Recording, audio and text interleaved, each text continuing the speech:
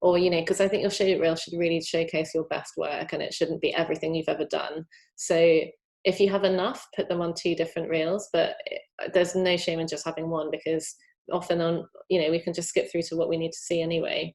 But I think it's just different when we are trying to send material out to directors, for example. To just have the Polish reel might be really handy in that respect, because then you can just send it.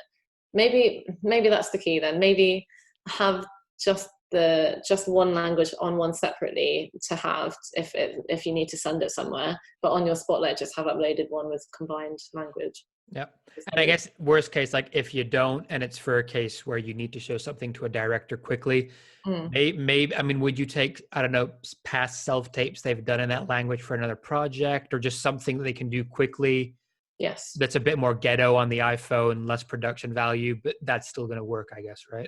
It will. It absolutely will. I mean, if it's just a demonstration again of your skill, then absolutely, yeah, it would work. But I think if you have your Polish reel ready, you don't necessarily have to have it on your Spotlight, but, you know, it's ready to go you know, as and when you need it, which is always a good idea. Gotcha. And another one on the reels, now that we just got onto that. So I'm with you. I think we should show our best work on the reel and not everything we've ever done. Mm-hmm. Obviously, what your best work is very subjective, but I want to talk about it from the perspective of performance versus credit. So say I've got a really great performance that I want to put on from an indie film, but it's less known, versus, say, a 3-line credit on a big TV show. Do I start my reel with, you know, the big credit, or do I start it with the performance? Because you might not watch the whole thing. Yeah, good question. I don't know. I mean, again, there's no right or wrong. I'm just thinking in that scenario, if you start with, if it's quite a short clip from a big, I'd love to kind of come at it from the more kind of maybe what everyone wants to hear, which is the indie thing. But I think start with your if it's a short clip, start with the significant credit and then bleed into the better performance, because that will get my attention. I think if I saw that you had 2 or 3 lines in like a really big show, from a casting perspective, I know how much it takes to cast somebody for 2 or 3 lines in a show. It takes a lot. It takes a lot of competition.